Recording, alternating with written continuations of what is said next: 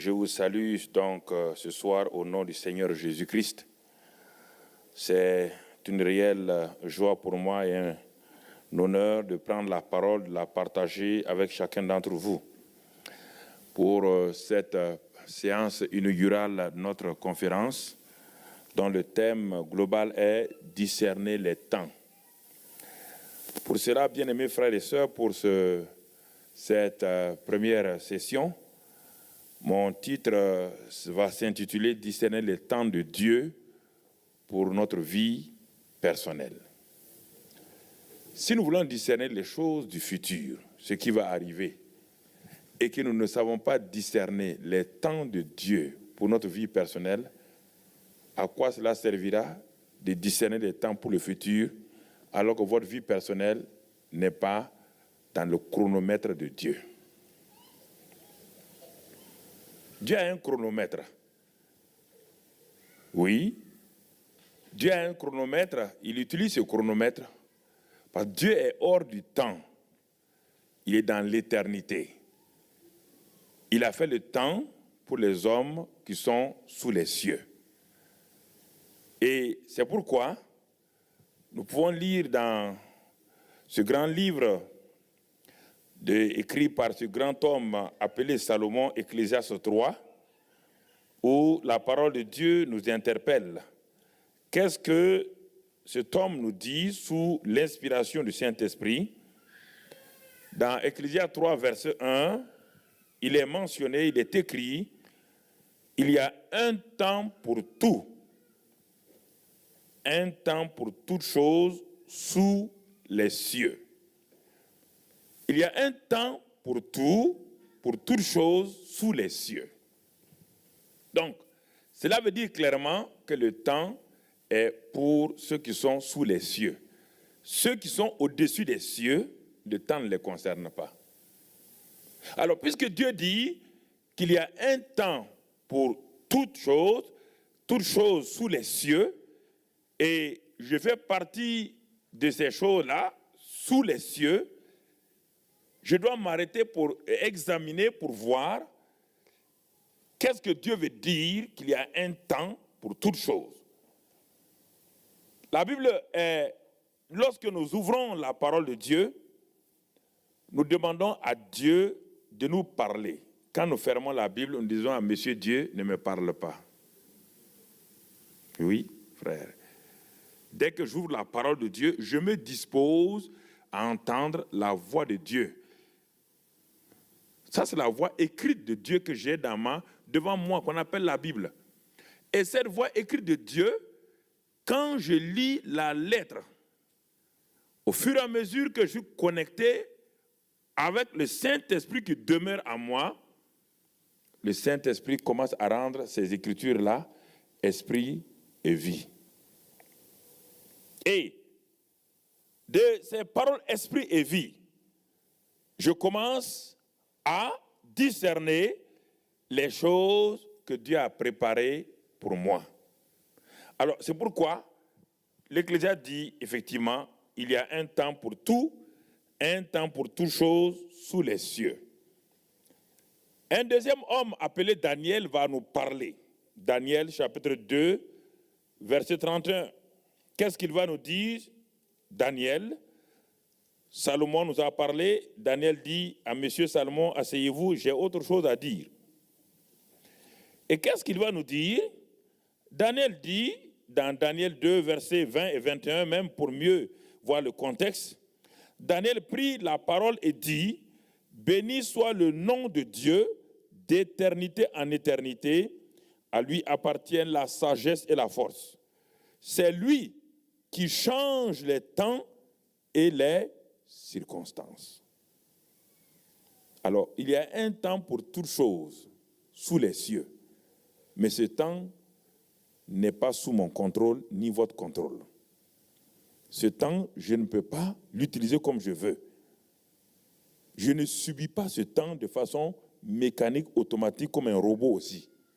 Donc, je ne le maîtrise pas et je ne suis pas un robot aussi qui subit ce temps. Il y a quelqu'un qui est gérant, gestionnaire de ce temps-là. Et celui qui gère ce temps me dit simplement que lui, il change les temps et les circonstances. Pourquoi ces deux mots ensemble? Parce que la plupart du temps, les gens ne savent pas. Ils ne font pas l'observation très stricte de savoir que leur circonstance qui est en train de changer est liée à un temps nouveau. Les gens ne font pas cette corrélation, comme disent les statisticiens, ils ne savent pas que les circonstances et le temps vont de pair. Dans la Bible, c'est un principe qui est là. Quand vous voyez les circonstances changer, il y a un temps nouveau qui est en train de venir. Quand Ésaïe a annoncé que la Vierge enfantera, les années se sont écoulées. Ça, c'est le temps général de Dieu, le chronos de Dieu, le chronomètre de Dieu, la chronologie de Dieu. Mais un jour, en disant que une vierge va enfanter, un jour du ciel, Dieu a montré cette jeune fille vierge à un ange qu'on appelle Gabriel. Il dit, ce que j'ai dit à Ésaïe pour le temps convenable est arrivé, et voici la jeune fille dont j'ai parlé, la vierge. Et malgré ce temps convenable-là, il y avait maintenant ce qui devait arriver, le temps accompli, le temps fixé.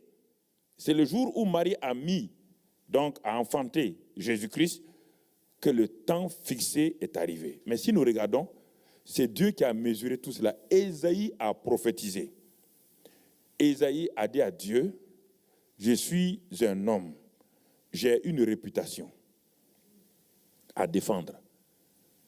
Tu m'as dit de prophétiser qu'une jeune fille va enfanter, une vierge. Et tu sais que depuis que le monde est monde, on n'a jamais vu une vierge enfanter. J'ai engagé ma réputation pour annoncer ce que tu m'as dit. Mais maintenant, Seigneur, me voici sur le lit de mort et la vierge n'a pas enfanté. Dieu dit, ce n'est pas un problème, c'est moi qui change les temps et les circonstances. Monsieur Isaïe, tu peux t'en aller, va au repos. Quand les temps viendront, tu le verras. Et un jour au ciel, Dieu a appelé Isaïe, dit, regarde sur la terre, tu vois la jeune fille là, c'est elle. Dieu dit, mais c'est trop, Isaïe dit, c'est trop tard, Seigneur. Ma réputation a pris un bon coup. Oui, souvent nous ne voulons pas que nos réputations prennent des coups avec Dieu. Parce que les temps et les circonstances sont contrôlés, maîtrisés par Dieu. Et quand Dieu nous dit quelque chose, nous voulons coûte que la chose se passe. Notre chair se mêle là-dedans et alors nous avons des résultats catastrophiques. Des résultats qui semblent être des résultats bien, mais qui en réalité ne remplissent pas les conditions de Dieu. Bien-aimés frères et sœurs, et donc c'est pourquoi Daniel dit, Dieu est le changeur de temps et des circonstances. Alors, puisque Salomon m'a dit qu'il y a un temps pour toutes choses, et Daniel me dit oui, c'est Dieu qui en est l'auteur, le changeur de ces temps-là. Alors, quel est mon rôle en tant qu'homme sous les cieux? Puisque, quel est mon rôle? Quelle est ma fonction? Regardons simplement dans un autre homme appelé Paul. Lui va venir des années plus tard. Lui il nous dit dans 1 Corinthiens 3, verset 9. 1 Corinthiens 3, verset 9. Paul nous dit ceci. Il nous dit simplement, il dit, bien-aimés frères et sœurs, car nous sommes ouvriers avec Dieu. Si Dieu est l'auteur du temps, si Dieu est souverain, le même Dieu qui est souverain vous associe, vous et moi, à ce qu'il va faire. C'est pourquoi il nous prend comme ouvriers, comme co-ouvriers avec lui. Il nous prend comme des partenaires pour que nous puissions marcher avec lui, discerner avec lui, voir ce qu'il voit, entendre ce qu'il dit et entrer dans les temps qu'il a prévus pour notre vie sur la terre. Et dans le livre de Corinthiens encore, chapitre 6, on ne va pas le lire, tout juste 2 Corinthiens 6, verset 1, il dit nous travaillons avec Dieu. On n'a pas dit on est ouvrier de Dieu ou travailler pour Dieu. On dit travailler avec. Dieu veut qu'on travaille avec lui. Dieu veut qu'on coopère, que nous marchons. Alors, il y a un temps pour toutes choses, me dit Salomon. Daniel lui répond, Salomon, tu as raison, mais l'auteur du temps, c'est Dieu. Il est libre de changer les temps et les circonstances. Quand il les fait, il est fait pour le bien de l'homme. Et il dit, mais quel est mon rôle alors? Est-ce un robot? Non. Paul me dit, non, tu n'es pas un robot. Dieu t'a élevé et a fait de toi un ouvrier avec lui, un partenaire. Donc, quand tu travailles avec quelqu'un, tu dois faire attention à ce que ton partenaire est en train de dire. Tu dois faire attention à ça, sinon vous allez travailler en contre-temps. Alors, bien-aimés frères et sœurs, nous sommes chrétiens et nous sommes là aujourd'hui. Alors, quand nous regardons, vous êtes des Suisses en particulier. Je vais mettre l'accent sur ça.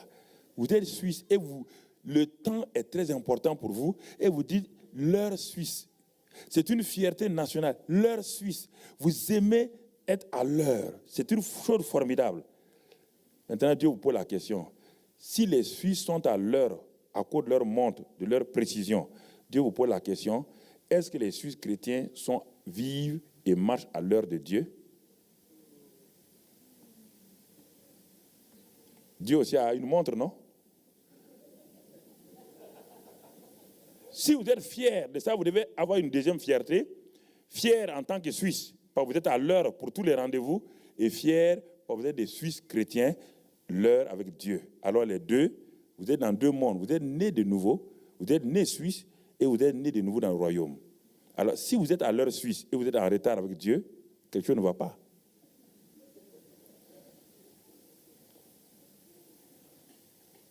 Réfléchissez un peu. Dès que vous donnez rendez-vous à quelqu'un dans ce monde-là, quand il vient en retard, vous dites « Ah, mais ça, c'est l'heure africaine, ça. »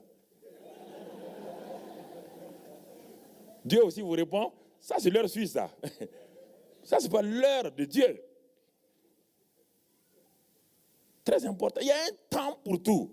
Alors, si j'ai un rendez-vous avec un monsieur pour signer un contrat à 3 heures pile, si je viens à 3h05, j'ai manqué mon contrat. Parce que c'est terminé. 3h05, ce n'est pas 3 heures. Alors, c'est pourquoi beaucoup de gens manquent la bénédiction de Dieu pour leur vie quelque temps près. Parce qu'ils sont venus soit en retard ou trop tôt. C'est vrai que nous prions. La prière, c'est moi qui l'ai fait sur la terre. Mais celui qui, les circonstances, les réponses de la prière et les temps de la prière sont dans la main de quelqu'un. Me dit Daniel, les temps et les circonstances, ça veut dire les réponses à nos prières ne viennent pas du fait que j'ai prié, j'ai pleuré. Les réponses de nos prières viennent de Dieu. Et ce Dieu-là a un temps pour exaucer la prière. Quand nous commençons à comprendre ces choses, notre vie chrétienne devient équilibrée. Nous ne serons plus sous l'anxiété, frères et sœurs. Nous ne marchons plus sous l'anxiété de savoir pourquoi j'ai prié tant d'années et Dieu ne semble pas répondre. Et nous n'allons pas nous précipiter pour écouter les voix charnelles qui vont nous dire faites comme ça, et qui vont nous coûter très cher. Alors, bien-aimés frères et sœurs, Dieu est le Dieu du temps. Il a un temps pour toutes choses et l'homme est le partenaire pour la gestion de ce temps-là, à condition que cet homme-là soit très attentif à ce que Dieu fait dans sa vie, donc à travers sa parole et au moyen du Saint-Esprit. C'est pourquoi nous pouvons lire, et pour commencer à évoluer dans notre message de cet après-midi et ce soir, dans le premier livre des Chroniques que vous connaissez, Chronique 12, vous connaissez bien, regardons dans l'Ancien Testament, pour montrer que ce que nous disons a une base biblique. Dans le premier livre des Chroniques, au chapitre 12, pour montrer que cela est réel, Dieu avait suscité un peuple, les descendants d'Abraham, et Dieu avait divisé ce peuple-là en 12 tribus importantes. Et à chacune des tribus, il a donné une fonction exacte. Et il y a une tribu en particulier que vous connaissez, qui s'appelle Issachar. Dieu leur a donné de fonctionner donc parmi ce peuple-là comme indicateur des temps de Dieu. Il y avait Judas qui lui était là uniquement pour la louange, savoir conduire le peuple dans la louange. Chacune des tribus, Benjamin était là. Donc, il y avait toutes ces tribus, mais cette tribu spéciale-là, elle avait une capacité que les autres n'avaient pas. Il est dit dans ce passage, donc 1 Chronique 12 et au verset 32, que des fils d'Isaacar, ayant l'intelligence des temps pour savoir ce que devrait faire Israël. Ils avaient l'intelligence des temps pour savoir. Il y a 3 choses là-dedans. Ils avaient l'intelligence des temps, deuxième élément, pour savoir, troisième chose, ce que Israël devait faire. Cela résume aujourd'hui pour nous les 3 choses essentielles que nous allons voir ce soir-là. Dieu n'a pas changé. L'Ancien Testament, Dieu ne change pas de principe. Dieu change la méthodologie de travail, mais il ne change pas de principe. Il ne change pas ça. Il y a des lois que Dieu ne change pas. Dieu, bien qu'on ait découvert la loi de l'aérodynamique qui permet à l'avion de voler, Dieu n'a pas supprimé la loi de la gravitation ni la loi de la pesanteur. Si vous dites c'est faux, allez-y monter sur la tour Eiffel avec des chiffons, jetez-vous en disant que la loi de la pesanteur n'existe pas. Vous vous trouverez au pied de la tour Eiffel. Dieu n'a pas changé. Dieu nous fait progresser. Dieu nous donne des révélations. Dieu nous permet de voir ce que nous ne connaissons pas avant pour progresser avec lui. Mais Dieu n'annule pas. Dieu montre les lois selon leur dimension. Selon leur dimension. Et quand nous découvrons ces lois spirituelles-là, nous entrons dans le succès de Dieu. Beaucoup de chrétiens, quand ils sont des grands ingénieurs en informatique, des grands ingénieurs en sonorisation, mais quand ils deviennent chrétiens, ils deviennent comme des enfants qui ne comprennent rien. Comment un ingénieur sait qu'il y a de la météo sait, que la stratosphère, il connaît toutes ces choses-là. Il vient avec Dieu, il n'apprend pas à être ingénieur de Dieu dans la révélation. Le Dieu de l'intelligence vient en nous habiter par le Saint-Esprit. Il veut nous communiquer des révélations sur notre vie personnelle. Jésus dit, vous savez discerner, et vous ne savez pas discerner ce qui se passe maintenant. Ce qui se passe sous vos yeux, ce qui se passe dans votre maison. Si vous ne savez pas discerner cela, comment pouvez-vous avancer? Comment pouvons-nous avancer, frères et sœurs? Donc, il y a un temps pour prier, mais un temps pour s'arrêter, pour écouter ce que Dieu est en train de dire. Dans les 7 églises de l'Apocalypse, la Bible dit que chacun écoute ce que l'Esprit dit.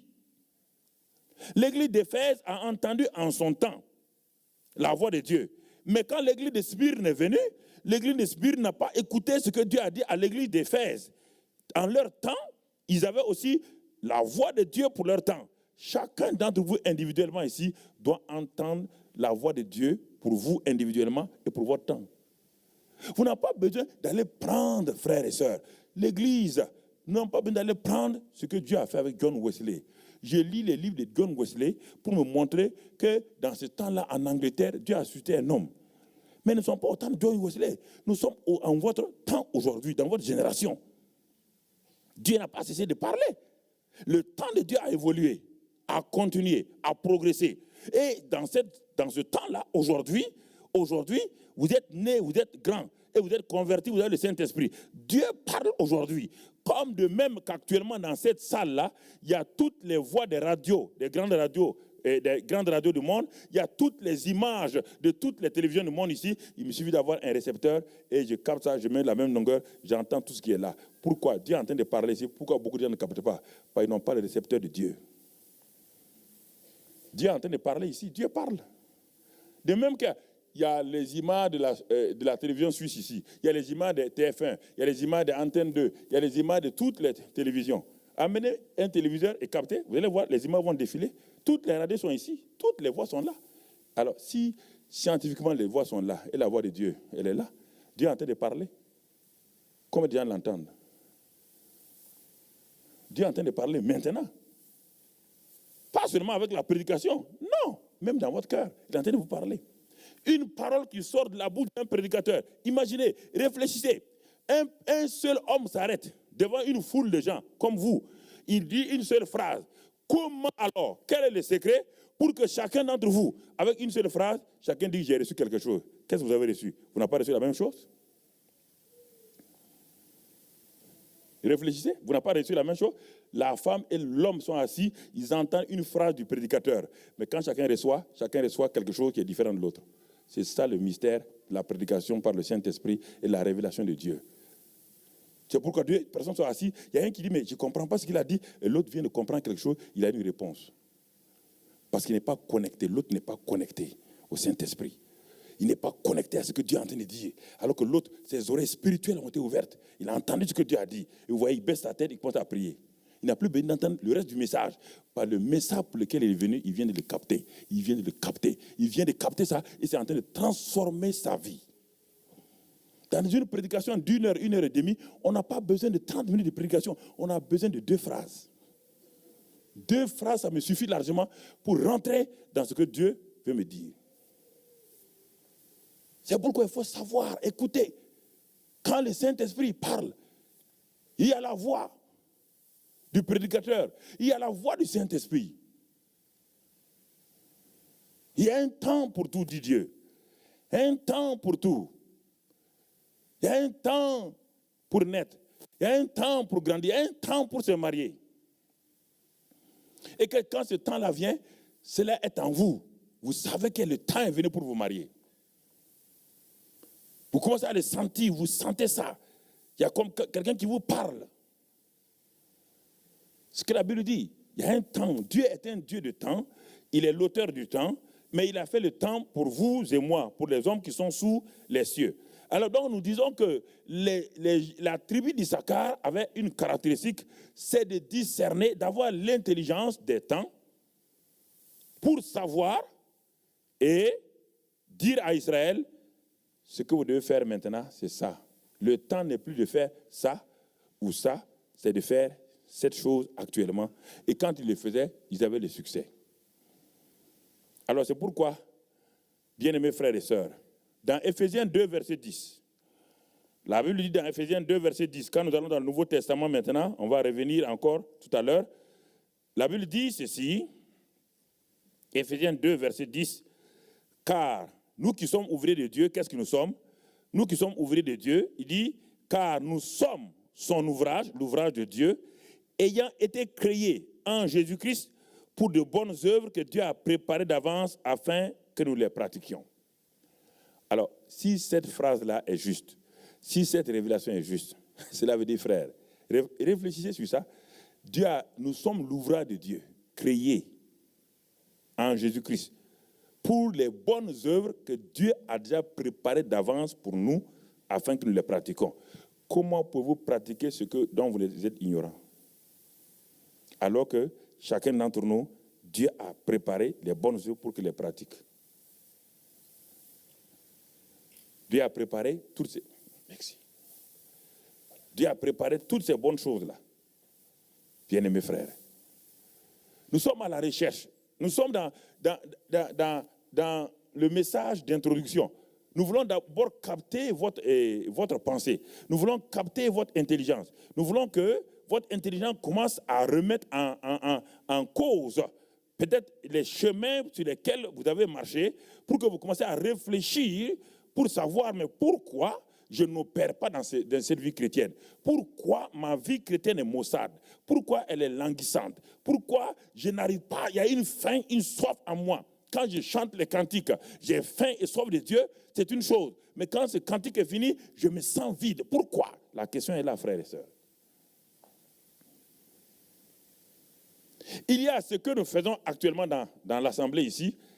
Ça, c'est un centre, un bâtiment d'église, c'est un centre d'adoration, de formation, d'équipement. Mais le centre d'application, c'est au dehors. Devant les circonstances, devant les situations, qu'est-ce que tu as entendu? Comment tu vas faire? Quand le médecin a quitté la faculté de médecine après ses études, c'est facile de quitter, d'avoir une mention très bien, honorable, au doctorat d'État en médecine. Mais c'est autre chose de trouver sur la table d'opération quelqu'un qui a un cancer généralisé. Ce que tu as appris à l'école, tu dois savoir comment le faire ici maintenant. Et c'est autre chose.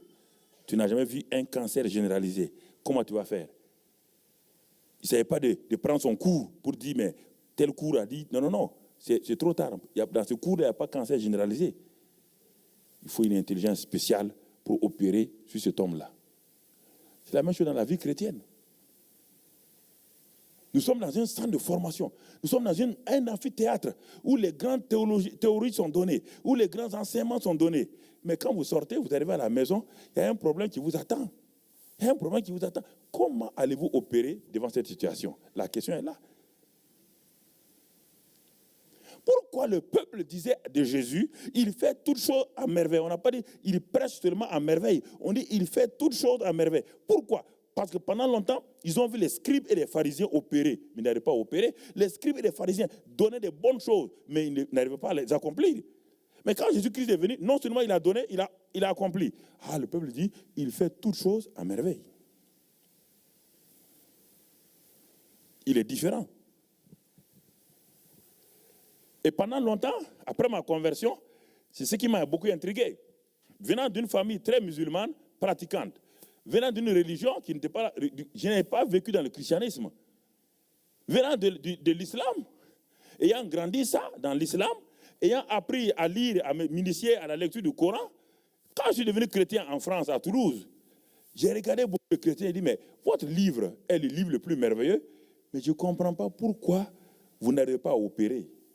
Pourquoi votre vie ne change pas? Voilà ce que j'ai lu la Bible de juin à septembre. J'ai entièrement lu la Bible d'un seul coup. Et c'est pendant cette lecture-là, sans avoir entendu parler du Saint-Esprit, que le Saint-Esprit est venu dans ma chambre d'étudiant et m'a rempli. Pendant une semaine, c'était comme le feu qui traversait mon corps entier. Alors, mais quand je partais à l'église, le pasteur disait, tous ceux qui veulent le baptême du Saint-Esprit, venez. Et le pasteur me montrait des gens, ça fait 15 ans qu'ils sont à la recherche du baptême du Saint-Esprit, ils ne l'ont pas encore eu. Il dit, mais ce n'est pas possible, 15 ans. Pasteur, 15 minutes ou 15 ans? Il dit 15 ans. Un don, 15 ans, on cherche un don, 15 ans. Alors Dieu m'a interpellé, il dit, mais écoute-moi, parce que tu n'as pas été scellé dans ton cerveau. Ton cerveau s'est ouvert pour croire tout ce que je t'ai dit. Mais eux, on leur a dit que non, il faut confesser tout d'abord tous ses péchés avant d'avoir le baptême du Saint-Esprit. À un autre, on a dit, il faut peut-être jeûner 3 jours. À un autre, on a dit, peut-être il faut sauter comme ça. L'autre, on a dit, il faut coucher comme ça. Donc, ils ont déjà dans leur tête trop de choses. Mais toi, tu es venu, tu ne sais pas s'il faut coucher, danser ou manger. Tu as cru simplement et tu as reçu. Tu as cru et tu as reçu. Tu as cru et tu as reçu. Frère, ça c'est important que nous connaissions. Donc Dieu dit que nous sommes son ouvrage. Nous sommes son adjectif possessif. Nous sommes son ouvrage. Comme celui qui a fabriqué ce micro-là, dit c'est mon micro. C'est moi qui... Je sais de quoi il est composé. Je sais pourquoi je l'ai utilisé. Je l'ai créé. Je l'ai créé pour une œuvre. C'est d'amplifier la voix des hommes qui parlent. Et le micro ne peut pas dire non. C'est ça que Dieu nous a créé pour ça. Dieu nous a créé pour un but. Il nous a créé pour un but, pour que nous accomplissions ce but-là. C'est pourquoi il dit, je vous ai créé pour des bonnes œuvres que j'ai préparées d'avance pour vous, afin que vous les accomplissiez.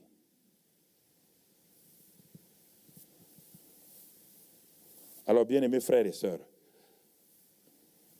dans ce passage, Dieu nous dit encore qu'il nous a rendus capables. Il a rendu la tribu d'Isaacar capable. Et nous aussi, il nous a rendus capables.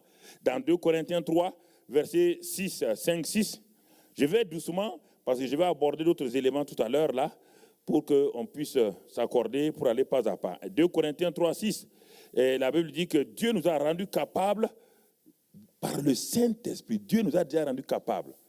Notre capacité ne vient pas de nous-mêmes, mais Dieu nous a rendus capables. Dieu nous a rendus capables, comme le même Dieu a rendu capable Issachar d'avoir le discernement des temps. Le même Dieu a mis en nous le Saint-Esprit, qui est l'esprit de discernement en premier lieu, pour que nous aussi, en tant que co-ouvriers de Dieu, nous apprenons par le Saint-Esprit, au moyen de la parole de Dieu, à discerner les temps dans lesquels nous vivons, nous-mêmes d'abord en premier lieu. En premier lieu. Alors quand nous voyons tout cela, où est-ce que Dieu veut nous amener, bien-aimés frères et sœurs? Alors, je vais simplement prendre le cas de quelqu'un que nous avons connu pour faire une étude de cas. Une étude de cas, c'est le cas d'Abraham. Pourquoi? Il est en dehors de la loi et il n'est pas dans la grâce pleine il n'est pas dans la loi. C'est un homme qui est notre père. C'est pourquoi on n'a pas de Moïse, notre père. On dit Abraham, notre père. On n'a pas de Moïse. Moïse n'est pas notre père à nous. Moïse est le père, donc le serviteur qui a été fidèle dans la maison de Dieu. C'est donc prendre notre père, le père commun à tout le monde, des juifs et des non-juifs, et qui n'était pas sous la loi. Et comment Dieu a fait pour utiliser donc le discernement des temps dans la vie de cet homme-là. Et si nous prenons cela comme une étude de cas, nous allons transférer cela, cette étude-là, qui n'est pas à transférer littéralement, mais qui est à transférer selon chacun de nous par adaptation pour voir quels sont les principes que nous pouvons découvrir dans la vie d'Abraham avec le thème que nous avons discerné les temps et ensuite aller nous asseoir nous-mêmes pour voir ce que Dieu. Et mon deuxième message qui sera donné samedi matin, on va le voir comment Jésus-Christ lui-même a discerné le temps du royaume. Et pourquoi le royaume agit aujourd'hui puissamment, mais qu'aujourd'hui nous avons tenu le royaume par la religion et c'est pourquoi le royaume n'agit pas. Le royaume de Dieu est au milieu de nous. Et quand il est au milieu de nous, les signes, les miracles, les produits se passent facilement si nous sommes conscients de ça. On n'a pas besoin de lutter, frères et sœurs.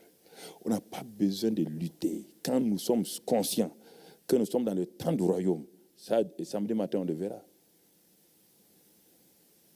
Ça devient facile. Vous savez, pendant longtemps, j'ai discuté, j'ai lutté avec toutes ces choses-là, jusqu'au jour où Dieu me dit, assois-toi à mes pieds et laisse-moi t'enseigner ces choses simples.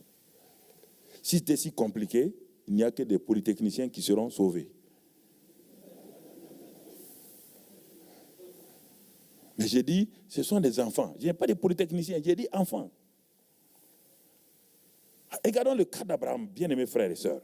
Parce que nous sommes frustrés. Vous savez, quand nous devenons chrétiens, il y a un temps que nous passons, il y a un temps formidable. Nous sommes enchantés et tout. Et brusquement, pourquoi beaucoup de gens maintenant traînent les pas? Parce qu'ils ne savent pas entrer dans les différents temps de Dieu pour évoluer avec Dieu. Alors en ce moment, quand la vague, ceux qui sont en train de faire des choses dans la mer, quand la vague est partie, vous laissez, vous ne pouvez plus être entraîné. Donc vous plongez au fond de l'eau. Il faut la prochaine vague pour vous amener. C'est la même chose sur le plan spirituel. Les temps de Dieu sont des vagues. Si vous manquez ces vagues-là, vous rentrez de l'autre côté. C'est très important, bien aimé, que nous comprenons comment Dieu opère. Donc, et si nous regardons plusieurs temps que l'Ecclésiaste a défini, retournons dans Ecclésiaste 3, nous allons voir, il a cité des choses, il est en train de citer des temps. Ecclésiaste 3 encore, on a lu qu'un simple verset, mais lisons maintenant du verset 1 au verset 11 sans nous arrêter. Je vais le lire. Donc, nous allons voir quelque chose. Peut-être ceux qui peuvent contrer, mais on n'a pas besoin de contrer. Mais il y a ici, il y a un temps pour tout, un temps pour toute chose sous les cieux. Ça, c'est le chapeau simplement, c'est le chapeau du chapitre. Le détail vient maintenant. Il dit, il y a un temps pour naître. Vous voyez bien, le détail vient. Un temps pour naître. Un temps pour mourir. Un temps pour planter. Un temps pour arracher ce qui a été planté. Un temps pour tuer. Un temps pour guérir. Un temps pour abattre. Un temps pour bâtir, un temps pour pleurer, un temps pour rire, un temps pour se lamenter, un temps pour danser, un temps pour lancer des pierres, et un temps pour ramasser des pierres, un temps pour embrasser, un temps pour s'éloigner des embrassements, un temps pour chercher, un temps pour perdre, un temps pour garder, et un temps pour jeter, un temps pour déchirer et un temps pour coudre, un temps pour se taire et un temps pour parler, un temps pour aimer et un temps pour haïr, un temps pour la guerre et un temps pour la paix. Vous voyez bien? Un temps pour chaque chose. De quoi il parle ici? Il a pris le temps général, il l'a divisé en morceaux harmonieux. Il y a le chronos, qui on a la chronologie. Maintenant, Dieu, qu'est-ce qu'il a fait? Salomon nous donne ici dans l'exemple quotidien terre à terre, il dit il y a un temps. Il n'a pas dit il y a le temps, il dit il y a un temps. Article indéfini, il y a un temps pour rire. Si quelqu'un est en train de rire, vous venez pleurer à côté de lui, vous n'êtes pas dans son temps. Vous êtes hors de son temps. Si quelqu'un vous dit, viens courir avec moi, et tu t'assois, tu n'es pas dans son temps. Alors, comprenez ça. Dieu dit, il y a un temps pour ça, ça, ça, ça. Alors, si Dieu dit, il y a un temps pour rire, toi tu pleures, Tu es hors sujet. Et tous ceux qui sont hors sujet ont toujours 0. Bien-aimés frères et sœurs, vous savez, ce sont des choses simples qui font la vie chrétienne, qui facilitent la vie chrétienne. Parce que nous voulons des grandes révélations. Nous voulons que les anges nous apparaissent. Si un ange m'apparaît, ça va ajouter à quoi à ma vie?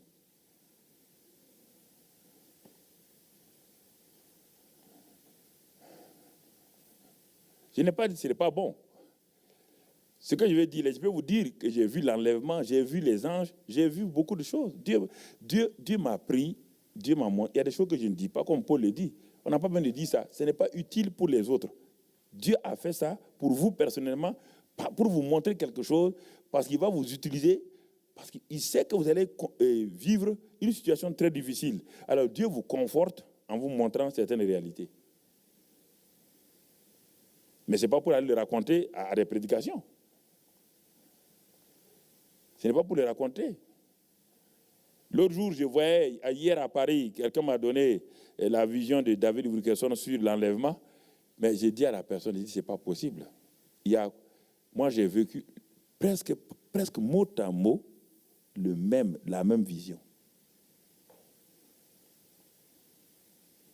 Et Dieu me disait de courir et d'aller avertir les gens que, il dit, lève la tête. J'ai levé la tête, j'ai vu Jésus-Christ dans les airs. 2 anges, un ange de chaque côté. Et j'ai vu, j'étais moi-même sur la terre avec un ange derrière moi. Et l'ange me dit, annonce-leur que le Seigneur est là, de lever les yeux. Alors il m'a donné comme une puissance. Je sautais et chaque pas était comme si je faisais des centaines de kilomètres. J'allais de pays en pays, d'église en église et disais aux gens, levez les yeux, Jésus est là. Les gens riaient. Les chrétiens riaient. Il dit, mais Mamadou, oh là là, tout le temps, Jésus revient, Jésus revient. J'ai parlé. Ceux qui montaient, j'ai d'abord vu les enfants qui montaient. Les enfants dans les églises, je les voyais, quand ils montent là, environ 7-8 mètres, leur corps devient glorieux. Leur corps change. Puis hop, ils vont vers le Seigneur. J'ai vu des femmes, et puis j'ai vu dans des églises, dans des cimetières, j'ai commencé à voir, j'avais comme une vision globale de la terre. J'ai commencé à voir les gens qui partaient de tous chaque côté. Mais j'ai dit, mais Seigneur, ils ne sont pas nombreux, ceux qui s'en vont. Et l'ange qui est derrière moi me dit, si tu ne pars pas, ce sera trop tard pour toi. J'ai dit, je ne peux pas partir. J'ai dit, je demande au Seigneur de me laisser le temps pour avertir les gens. Il dit, bon, ok, vas-y. J'ai continué à courir. Mais des frères, des pasteurs que je connaissais, des gens que je connaissais, me riaient au nez et disent, Mamadou, ce n'est pas possible. Il n'y a pas d'enlèvement. Je connaissais tous ces gens-là qui me disent, des gens en qui je croyais qu'ils étaient des gens qui avaient la révélation, qui étaient au sérieux avec le Seigneur, mais riaient au nez. Puis à un moment donné, l'ange me dit, pars, si tu ne pars pas, c'est trop tard. Et à ce moment-là, j'étais comme aspiré d'un seul coup. Aspiré. Quand j'étais aspiré, arrivé à 8 ou 9 mètres, j'ai eu un corps glorieux et je suis allé dans la nuée des témoins qui montaient. Le Seigneur m'a dit, quand la vision est finie, je me suis assis et dit, c'est ça qui va se passer. Bien-aimés frères et sœurs, il est très important de comprendre ce que Dieu nous dit. Dieu nous parle. Il y a un temps pour tout. Il y a un temps pour chaque chose. Chaque chose. Alors je dois, puisqu'il y a un temps pour chaque chose, Dieu me dit qu'il y a un temps pour naître. Il y a un temps pour naître. Et ce temps-là, il est dit, c'est lui qui change les temps et les circonstances. Ce n'est pas moi qui me suis mis à naître. Je suis né. Je n'ai pas décidé, je vais naître aujourd'hui. Non. Donc, Dieu nous montre par là que les temps et les circonstances sont dans sa main. Il est celui qui contrôle les temps et les circonstances concernant nos vies sur terre. Alors, nous allons voir avec le cas d'Abraham rapidement, nous allons étudier cela, puisque je remercie Dieu pour les merveilleux orateurs qu'il nous a donnés, Rick et puis Vincent Fernandez. Et je crois que nous allons nous compléter harmonieusement et selon chacun dans la diversité que Dieu a donnée. Mais c'est ça qui va faire le puzzle pour nous permettre, à la fin de ce séminaire, le dimanche, de dire « Oui Seigneur, tu nous as parlé et nous voulons maintenant avancer avec toi ». Alors, ici, dans le cas d'Abraham, si nous prenons qui est Abraham d'abord, nous allons voir, il y a eu un temps d'ignorance. Nous allons voir 8 ans avec Abraham, 8 ans avec Abraham, dans la vie d'Abraham. Le premier temps que nous allons voir, c'est le temps d'ignorance. Dans Josué 24, verset 2, on nous parle là-bas de la vie d'Abraham. Pourquoi je parle de temps d'ignorance? Il y a un temps d'ignorance, comme la Bible le dit. C'est écrit temps d'ignorance dans la Bible, ce n'est pas moi qui l'ai inventé. Donc Josué 24, il y a un temps d'ignorance. Et ce temps d'ignorance-là, Josué, chapitre 24, et au verset 2, on nous parle de la vie d'Abraham, d'où il vient, et nous allons le voir simplement. Josué donc 24, verset 2.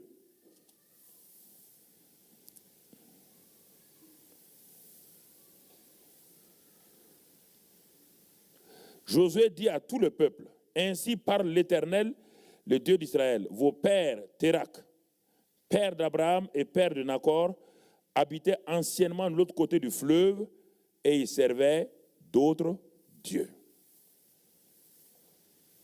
Donc nous allons voir le cheminement d'Abraham et cela va nous aider la vie d'Abraham et cela va être une école pour nous ce soir-là. Abraham était où? De l'autre côté du fleuve, l'Euphrate. Et il servait d'autres dieux. Il ne connaissait pas Dieu. Il était dans un temps d'ignorance. Ce n'est pas ça qui est important. Puisque Dieu dit qu'il change les temps et les circonstances. N'oubliez pas ce verset-là. Il change les temps et les circonstances. Le fait qu'il soit dans un temps d'ignorance n'est pas important pour Dieu. Non. N'est pas important pour Dieu. Ce qui est important, c'est quand Dieu change les temps et que vous n'êtes pas dans le même mouvement que Dieu, c'est ça qui peut vous coûter cher.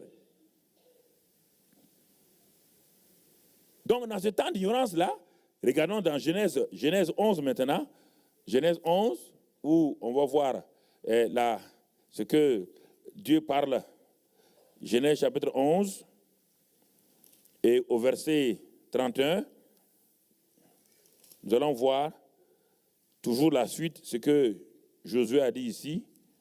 Quelle est la suite que Dieu veut nous révéler sur la vie d'Abraham? Genèse 11 et au verset 31. Térak prit Abraham son fils et Lot fils d'Aran, fils de son fils, et Saraï sa belle-fille, femme d'Abraham, son fils. Ils sortirent ensemble d'Ur en Chaldée pour aller au pays de Canaan. Ils vinrent jusqu'à Charan et ils y habitèrent. Les jours de Térak furent de 250 ans et Térak mourut à Charan. Donc tout ça c'est dans le temps d'ignorance. Dans le temps d'ignorance, Dieu est venu parler au père d'Abraham. Il dit, va à Canaan. La plénitude, va là-bas. Mais qu'est-ce que Térak a fait? Il est venu rester à Charan. Et Charan veut dire petit fruit. Sa vie n'a porté. Quand vous êtes dans un temps d'ignorance, votre vie ne porte que des petits fruits. Des petits fruits. Vous êtes frustré. Parce que Dieu a déjà un plan pour vous. Canaan. Mais vous vous trouvez à Charan. Comprenez? Dieu vous a programmé pour Canaan. Mais dans votre temps d'ignorance, vous êtes en train de tourner à Charan. Charan veut dire petit fruit. Une vie qui porte des fruits maigres. Combien de chrétiens, leur vie porte des fruits maigres, alors que Dieu leur a prévu une plénitude. Ils sont actuellement en train de vivre des fruits maigres, très maigres dans leur vie. Mais Dieu n'abandonne pas. Nous avons dit que Dieu change les temps et les circonstances. Si vous comprenez la bonté de Dieu, vous n'allez jamais vous décourager. Même dans vos temps de circonstances difficiles, même dans vos temps où les fruits sont maigres, où rien ne va, attendez-vous à ce que Dieu intervienne. Il est le changeur de temps et de circonstances. Alors, Térak est mort. Où? Lui, il est mort vraiment dans une étape où il devait aller de l'avant. Qu'est-ce que Dieu va faire? On va quitter le temps d'ignorance et on va progresser. Le temps d'ignorance, les fruits que nous portons sont maigres. Ils ne sont pas du tout vraiment abondants. Et On va voir le deuxième temps dans lequel Abraham va rentrer. Parce que n'oubliez pas que dans le temps d'Iran d'Abraham, il était un suiveur. Il n'était pas un leader. Il était suiveur. Il suivait son père. Son père spirituel et son père naturel. Qui était en même temps le père spirituel et le père naturel. Il le suivait. Alors donc la vie d'Abraham aussi il a vécu dans des petits fruits. Mais maintenant, voyons, Dieu va venir, il va changer les circonstances. Térak est mort, chapitre 12 maintenant, on va entrer dans un autre temps qu'on va appeler le temps de la révélation du plan général de Dieu dans la vie d'Abraham. Le temps de révélation du plan général de Dieu dans la vie d'Abraham. Et Dieu s'adresse à lui personnellement. Dieu s'adresse à chacun d'entre vous. Dès le jour que vous êtes devenu enfant de Dieu, vous êtes né de nouveau, Dieu s'adresse à vous. Mais rares les gens s'aperçoivent que Dieu a un plan pour eux. Dieu s'adresse à Abraham. Et qu'est-ce que Dieu dit à Abraham? Cet homme-là, il n'est même pas entré encore. Écoutez frère, c'est extraordinaire. Extraordinaire, nous qui sommes nés de nouveau. Dieu dit qu'il nous a déjà bénis de toutes les bénédictions dans les lieux célestes en Christ, Éphésiens 1:3. Il dit qu'il nous a rendus capables. Il dit par sa 2 Pierre 1:3. Il dit par sa divine puissance. Il nous a donné tout ce qui contribue à la vie et à la piété. Dieu nous a déjà tout donné. Il va tout donner à Abraham ici. Il déroule devant Abraham le tapis. Regardez, il y a 5 éléments dans cette partie de la révélation d'Abraham, dans le plan de Dieu pour Abraham. Il dit, Abraham, va-t'en de ton pays, de ta patrie, de la maison de ton père, dans le pays que je te montrerai. Qu'est-ce qu'il veut dire ici? Change de mentalité. Romains 12, verset 2. Renouvelle ton intelligence.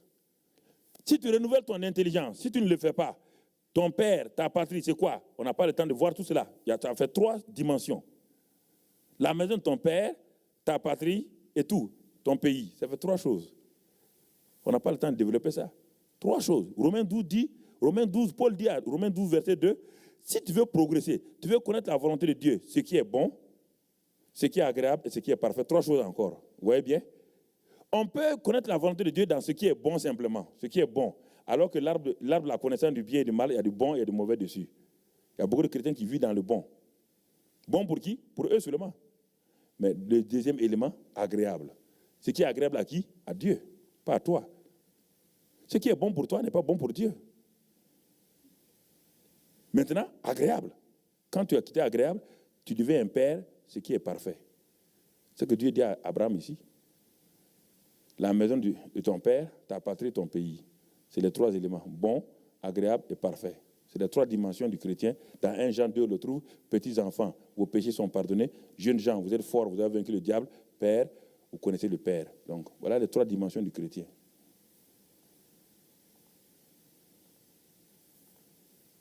Ouais, là. Il dit quitte, coupe, renouvelle ton intelligence. Renouvelle ton intelligence. Si tu demeures dans la maison de ton père, dans l'intelligence de ton père, si tu demeures dans sa mentalité, Canaan ne sera jamais une réalité pour toi, Abraham. Comme Canaan n'a pas été une réalité pour ton père Térak. Canaan, c'est quoi? C'est la vie abondante, c'est la plénitude. Tu ne verras jamais Canaan. Beaucoup de chrétiens naissent et meurent sans rentrer dans la vie abondante de Dieu.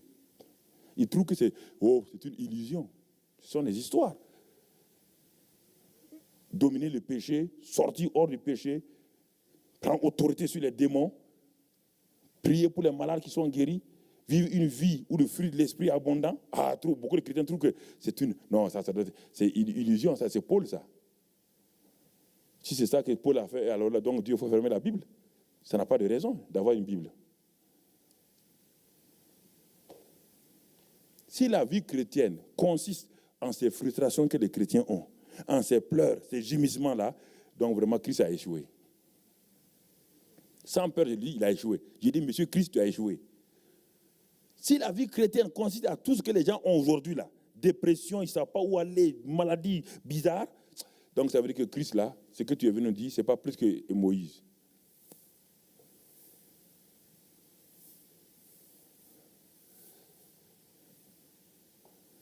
Il dit ensuite, quand tu vas quitter cela, il y a un pays que je vais te montrer. Et, première chose, je ferai de toi une grande nation. Première chose, que Dieu dit à Moïse, dans le temps de la révélation, Dieu vous montre le plan général. Je ferai toi une grande nation. Deuxièmement, dans ce plan général, Dieu va vous parler, je rendrai ton nom grand. Ton nom grand. Troisième chose, tu seras une source de bénédiction. Quatrième chose, je bénirai ceux qui te béniront et je maudirai ceux qui te maudiront. Cinquième chose, toutes les familles de la terre seront bénies en toi. Prenez ça et allez-y voir dans Éphésiens 1, vous allez trouver les mêmes choses. Puisque l'Ancien Testament, c'est l'ombre de la réalité. Si vous voyez mon ombre, Mamadou n'est pas loin. L'ombre de Mamadou est là, Mamadou est là. Le vrai Mamadou est à côté. Puisqu'on dit que l'Ancien Testament, c'est l'ombre. Ça veut dire que le Nouveau Testament, c'est la réalité. Alors, si les gens de l'ombre ont pu réussir, et nous, les gens de la réalité, on devait mieux réussir plus que... Si ceux qui n'avaient que le sang des boucs et des taureaux et le sang de Jésus, ceux qui n'avaient même pas le Saint-Esprit en eux, qui n'étaient même pas nés de nouveau, et ils ont vaincu, et nous qui sommes nés de nouveau, nous qui avons le Saint-Esprit en nous, frère, la Bible dit qu'ils sont des témoins. Dans Hébreux 12, il dit qu'ils vont se lever, ces témoins-là, et nous dire, mais ça ne va pas. Nous n'avons même pas le Saint-Esprit. Nous n'étions pas nés de nouveau. Chez nous, on n'avait que 3 personnes qui avaient le Saint-Esprit, et encore sur eux, les rois, les sacrificateurs et les prophètes. Ils n'avaient même pas le Saint-Esprit en eux. Aucun d'eux, Moïse n'était pas né de nouveau. David n'est pas né de nouveau. Élie n'est pas né de nouveau. Élisée n'est pas né de nouveau. Ésaïe n'est pas né de nouveau. Personne n'est né de nouveau dans l'Ancien Testament. Personne. Et le plus grand d'entre eux, Jean-Baptiste, n'est pas né de nouveau. Et Dieu dit, le plus petit dans le royaume est plus grand que Jean-Baptiste. Donc, conclusion, est plus grand que Élie, Moïse. Et pourtant, nous continuons à vivre moins que eux.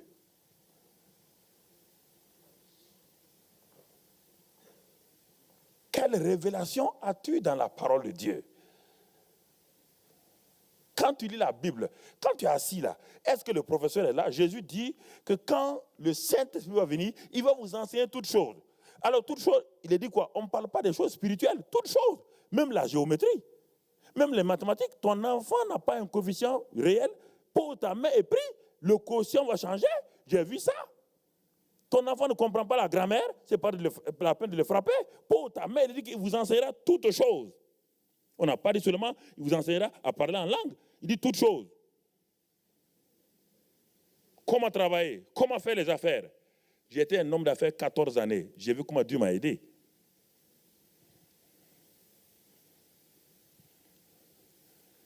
Je ne te parle des choses pratiques. Je ne te parle pas de la théorie, frère. Je te parle des choses pratiques. Si Dieu n'est pas aussi pratique que ça, c'est un Dieu. Il n'est pas mieux que la religion. C'est pourquoi les jeunes gens fuient Dieu. Pourquoi ils fuient Dieu? Parce que Dieu n'est pas réel. Les choses qu'ils vivent ne sont plus réelles que Dieu. Quand ils s'en vont rapper, ils trouvent que le rap leur donne plus de joie que Dieu. Quand ils s'en vont faire des grands concerts, ils trouvent que les grands concerts sont plus que la vie de l'église. Les jeunes gens ont besoin d'un Dieu réel, d'un Dieu authentique, d'un Dieu, quand on dit qu'il fait ça, il le fait. Le fils de mon pasteur, quand j'étais à Toulouse, il y avait les vacances d'hiver. Et dans ces vacances d'hiver-là, il était encore au lycée, on devait payer 30 francs français à l'époque pour aller aux vacances d'hiver, donc sur la montagne et tout. Mais son père, qui était un grand ingénieur météorologue, il est devenu maintenant un pasteur. Il n'avait pas les 30 francs. Le fils a dit, papa, quand tu étais ingénieur météorologue, on mangeait bien, on buvait bien. Maintenant, tu es devenu pasteur, tu n'as même pas 30 francs pour me permettre d'aller. Et les camarades vont dire, c'est le fils du pasteur, ils vont se moquer de moi. Alors, je vous pose la question. Ici, est-ce qu'il faut faire la théorie avec un garçon qui a besoin de 30 francs? Si votre Dieu est réel, vous devez faire la théorie. Si vous faites la théorie à ce garçon, vous le perdez pour toujours. Et beaucoup de gens ont perdu les enfants pour toujours à cause de ça, parce qu'ils n'ont pas pu démontrer.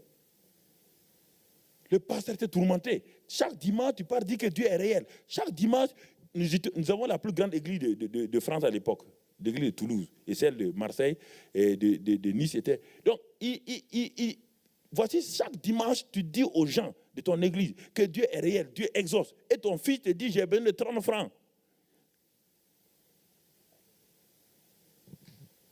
Et comme c'était un homme de foi, Il a attrapé son fils par le col, ils se sont mis à genoux. Là, dans le salon, là où le fils a parlé, ils se sont mis à genoux. Il a dit, oh Dieu, toi qui m'as appelé, j'ai laissé mon travail de météorologue. Il était au Maroc. Je suis venu ici. Et maintenant, mon fils me défie que tu es incapable de donner 30 francs pour que lui là aille pour les choses d'hiver. Il dit, je te remercie d'avance. Merci, Père. Quand ils ont fini, ils ont pris la voiture pour venir au culte. C'était un dimanche matin. Ils arrivent au culte. Le pasteur prend son sac de la voiture, l'enfant est fâché, il marche, comme les jeunes, vous savez, il rentre dans l'église, puis s'assoit derrière. Au moment où il rentre dans l'église, le père rentre dans l'église, une dame court vers le pasteur, il dit, pasteur, arrêtez-vous. Le pasteur s'est arrêté. Il dit, mais pasteur, je ne comprends pas. Hier, je priais, Dieu t'a dit quoi? Dieu m'a dit de vous donner cette enveloppe-là. Il dit, non, ne me donne pas l'enveloppe. Appelle mon petit. Jean-Marc, il s'appelle Jean. Appelle-le. Il dit, Jean-Marc, viens. Il a traîné les pas, il est venu. Il dit, donne à Jean-Marc l'enveloppe. Il a donné à Jean-Marc. Il dit à son fils, ouvre. L'enfant ouvert, il y avait 30 francs français là-dedans. L'enfant est aujourd'hui ancien de l'église de Nice. Ça, c'est ça, Dieu. Vous comprenez? Ça, c'est Dieu. Ça, c'est un Dieu que je reconnais. Mais un Dieu théorique, là, je ne connais pas. Discerner les temps et les circonstances. Oui, je vous parle sur deux plans. Les circonstances et les temps. Je mélange les deux. Ce n'est pas seulement les temps. Il dit, il change les temps et les circonstances. Les temps et vos circonstances, vos problèmes. Au temps convenable, il les change. Alors nous voyons ici, donc Abraham, le temps de la révélation du plan de Dieu, Dieu lui dit ça. Et le verset 4 dit, Abraham partit comme l'Éternel lui avait dit. Abraham partit. Bien-aimé frère, Abraham partit comme l'Éternel lui avait dit, et l'autre partit avec lui. Donc, lorsque le temps de la révélation vient, du plan de Dieu dans votre vie, qu'est-ce que Dieu attend de vous? Une obéissance. Même si vous ne comprenez pas tout, vous devez obéir. Vous devez obéir. Il est dit qu'Abraham est parti sans savoir où il partait. Dieu lui a déroulé le plan sur 5 volets. Et ces 5 volets-là vont correspondre à un temps bien donné. Ces 5 volets que Dieu a dit à Abraham là vont se dérouler. On aura le temps tout de suite de voir que c'est par des temps spéciaux que chaque volet va se manifester. Chaque volet correspond à un temps donné. Mais souvent, Abraham n'a pas pu discerner les temps. Il a agi souvent en contre-temps avec Dieu. Et ça a créé des frustrations, ça nous a créé des problèmes aujourd'hui. Oui, bien aimés frères. Chaque aspect de notre vie, quand nous devenons chrétiens, Dieu a un plan merveilleux pour nous. Mais ce plan merveilleux qui déroule devant nous en disant que nous sommes déjà bénis de toutes les bénédictions, que Dieu nous a donné tout ce qui contribue à la vie, à la piété, c'est en termes de temps. On n'a pas dit maintenant. C'est le plan général de Dieu. Mais maintenant, comment ça va se dérouler étape par étape? Dieu va créer des circonstances et des temps. Ce que Dieu m'a dit ici, là, peut-être c'est quand je serai pasteur que ces choses-là vont s'accomplir, mais je ne suis pas encore pasteur. Donc, les circonstances, Dieu ne peut pas les créer maintenant. Les temps et les circonstances sont dans sa main, il les change, il les adapte, il les harmonise et il les manifeste. Et si vous entrez dans ce temps-là, vous voyez que les choses se passent convenablement, même s'il y a des luttes. Même s'il y a des luttes, votre foi permettra d'entrer dans le temps de Dieu. Donc, après le temps de révélation, on va progresser avec Abraham. Il y aura maintenant le temps, on va aller dans Genèse 12, on a vu ça, verset 4. Abraham partit comme l'Éternel lui dit, ça c'est le temps d'obéissance et d'entrer. Quand il est parti, il est rentré dans Canaan. On voit qu'Abraham est parti et il arriva au pays de Canaan. Mais Dieu n'a pas encore dévoilé les détails de votre vie. Les détails ne sont pas dévoilés. C'est le général. Ce n'est pas dévoilé. Dieu ne dévoile pas les détails comme cela. S'il dévoile les détails, s'il vous montre les difficultés que vous allez rencontrer devant, vous n'allez plus avancer. Il vous demande d'abord un plan général. Et ce plan général-là, il va vous aider étape par étape, tout en levant le voile tout juste pour que vous voyez ce qui vient devant, sans trop montrer. Et il vous encourage.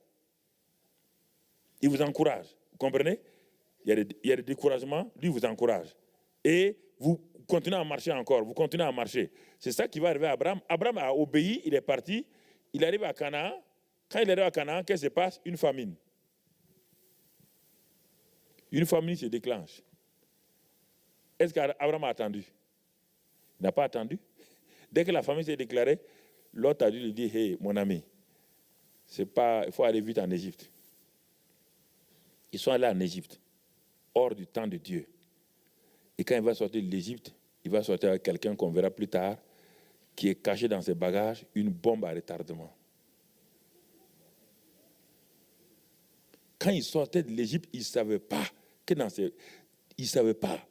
que parmi ces biens qu'il a acquis en Égypte, il y avait une bombe à retardement. Il ne savait pas ça. La Bible dit qu'il s'est enrichi. On appelle ça richesse. Oui, c'est une richesse. Toutes les richesses ne sont pas des richesses. Il s'est enrichi en bétail, en tout. Mais on n'a pas dit le reste. Il ne savait pas. Il ne savait pas qu'il y avait une bombe à retardement parmi les bénédictions qu'il a acquises en Égypte. Parce que le temps n'est pas arrivé. Puisqu'il est parti dans le contre-temps de Dieu, alors il est sorti avec son propre temps, et maintenant la chose va se manifester en un temps contraire. Et vous allez voir tout de suite là. Donc après le temps d'obéissance et tout, et nous allons voir maintenant, dans Genèse 15, on va aller vite pour ne pas vous retarder, Genèse 15, le temps d'encouragement. Pourquoi? Parce qu'Abraham est passé par des temps difficiles et Dieu va l'encourager. Genèse 15, verset 1, après ces événements, la parole de l'Éternel fut adressée à Abraham, dans une vision. Il dit, Abraham, ne crains point, je suis ton bouclier et ta récompense sera très grande. Abraham répondit, Seigneur éternel, que me donneras-tu? Je m'en vais sans enfant et l'héritier de ma maison, c'est Élisée de Damas. Dans ce temps de découragement, Dieu vient vers lui. Dieu vient vers nous tout le temps quand nous sommes découragés. Frères et sœurs, même quel que soit votre découragement, attendez-vous à Dieu. Dieu n'a jamais laissé un de ses enfants dans le découragement. Jamais, jamais. Jamais. Ce n'est pas le Dieu que j'ai rencontré en 73 là. Ce n'est pas ce Dieu-là. Peut-être un autre Dieu. Pas ce Dieu-là. Dieu n'a jamais laissé. Mais est-ce que quand Dieu vous parle au temps du découragement, est-ce que vous acceptez cette voix-là comme venant de Dieu? Dieu infuse en vous des pensées au temps de découragement. Mais vous pensez que ces pensées-là, ça vient de quelqu'un d'autre. Vous croyez que c'est vous-même qui êtes en train d'inventer. Dieu dit à Abraham, ne te décourage pas. Il dit, je t'encourage. Il dit, ta récompense sera grande. Un homme qui est découragé, on vous parle de récompense. Mais c'est comme si c'était l'utopie, c'est quelque chose qui n'est pas réalisable. Un homme qui est découragé, il est marié maintenant, il a eu de grandes promesses, il est parti avec toute sa force depuis bientôt 10 ans, et il n'a pas d'enfant, il n'a rien, et toutes les grandes promesses que Dieu lui a faites pendant ces 5 choses-là, il ne voit rien s'accomplir, il n'y a que Canaan seulement où il a mis ses pieds. Dieu vient lui dire, ta récompense sera grande. Frère, quel que soit votre découragement ce soir-là, quelle que soit la situation dans laquelle vous vivez, je vous dis clairement, ça fait 34 ans que je sillonne les nations. Écoute-moi, mon frère. Dès que j'ai été converti, Dieu m'a saisi et a commencé à m'envoyer dans les nations. 34 ans que je sillonne les nations. Je suis arrivé dans des endroits où je suis arrivé en Inde, je ne connais personne. Je suis arrivé, Dieu, il dit, mais Seigneur, pourquoi je suis en Inde? Je suis arrivé en Thaïlande. Et en Thaïlande, quand je suis arrivé à Bangkok, il y a plusieurs années, je suis rentré dans les supermarchés pour chercher quelque chose. Je suis devenu comme le truc d'attirance. Comme tout le monde est petit, ils sont venus me regarder. Et puis ils rient. Chacun s'en va appeler l'autre. Il dit, viens, il regarde. J'ai fui du supermarché.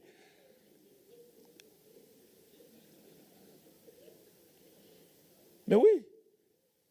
Vous comprenez, frère?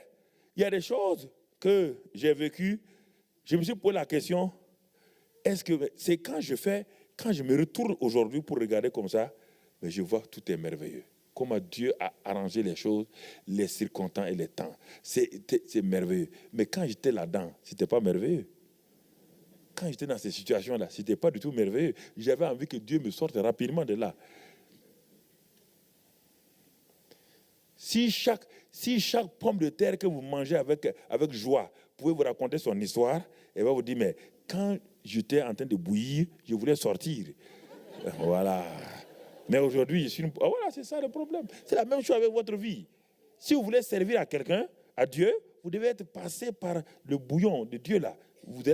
Mais après, ce sera délicieux pour Dieu. Les temps et les circonstances sont dans sa main et il les change comme il veut.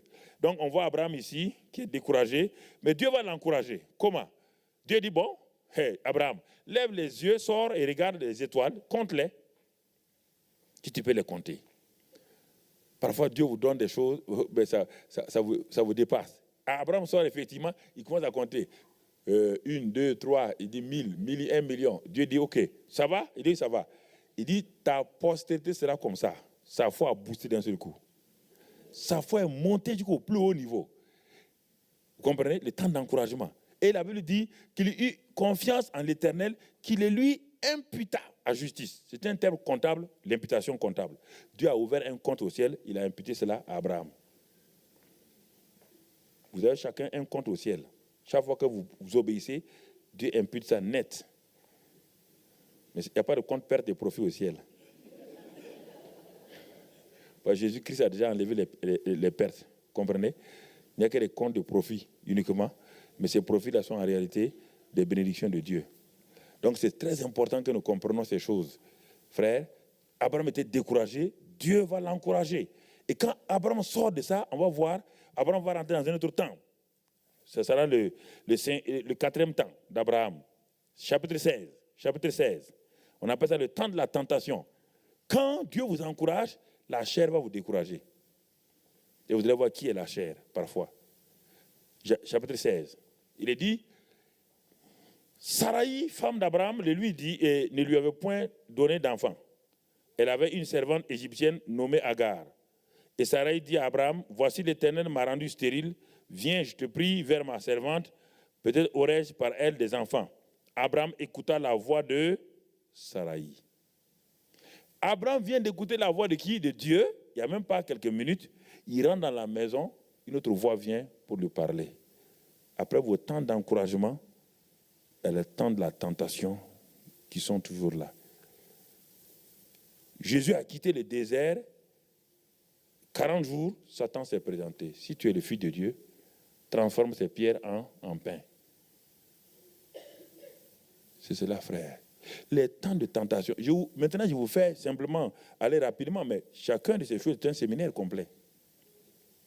Chacun de ces temps, c'est un séminaire complet. Mais je vous fais résumer ce soir-là pour que vous-même vous étudiez chez vous.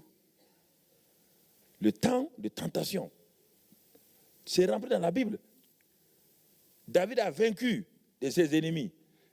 Satan a tenté David de rester à la maison. Quand il est resté à la maison, au temps où le roi allait à la guerre, il est dit, au temps où le roi allait à la guerre, le roi David a été tenté de rester à la maison. Ça lui a coûté Bathsheba. Vous voyez là, après le temps d'encouragement, qu'est-ce qu'Abraham va subir? Il va subir quelque chose de grave. Dans le temps de la tentation, les facilités se présentent à vous. Les voies faciles, les voies de la chair, les voies des 5 sens vont vous donner des solutions logiques. Et puis ça vient des voix des gens, des personnes peut-être qui sont logiques, des personnes que vous respectez.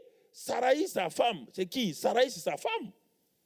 Qui vient et qui dit à cet homme de presque 100 ans là, qui vient lui dire, mais mon mari, je crois que j'ai trouvé la solution. Le mari dit, ah bon? Non. Il dit, moi je viens de voir Dieu. Dieu m'a dit de regarder les étoiles. J'ai compté les étoiles et j'ai vu des milliers d'étoiles et j'ai eu confiance en Dieu. Dieu m'a imputé cela à la justice. Sarah dit, oui mon chéri, c'est très bien, mais soyons logiques. Soyons logiques. Dieu t'a parlé à toi, mais moi, je n'étais pas là-bas. Alors, comme Dieu ne m'a pas parlé à moi, ça veut dire que toi, tu auras des enfants, mais pas avec moi. Mais j'ai une servante, tu sais, une jeune fille là. Le vieux Abraham a lâché ses babines. Une femme qui présente une jeune fille à son mari, c'est la plus grande chose, ça. Elle rit, elle comprend ce que je veux dire. Un homme de 90 ans qui est assis, qui depuis longtemps lorgnait cette fille. Et sa propre femme lui dit, prends ça pour faire ta maîtresse. Est-ce que c'est un péché ou ce n'est pas un péché? Je vous pose une question théologique maintenant. C'est l'adultère ou ce n'est pas adultère? Je ne comprends pas. Théologien, expliquez-moi ça un peu. Bigler. Mais quand votre femme prend une femme, vous donnez, c'est adultère ou ce n'est pas adultère? Théologien, de tous les bords. Bon, entre parenthèses, on continue. C'était pour vous amener à être, pour que je puisse passer maintenant mon message. Quand les gens sont trop, vous savez, quand parfois, ils sont en bloc, ils sont sous stress, il faut les faire rigoler. Quand ils rigolent, quand un enfant n'est pas plante, quand la main fait, on fait avaler le comprimé, l'enfant avale. C'est comme ça. C'est ça que je viens de faire avec vous maintenant. Ok. Vous voyez là, c'est si simple. C'est si simple.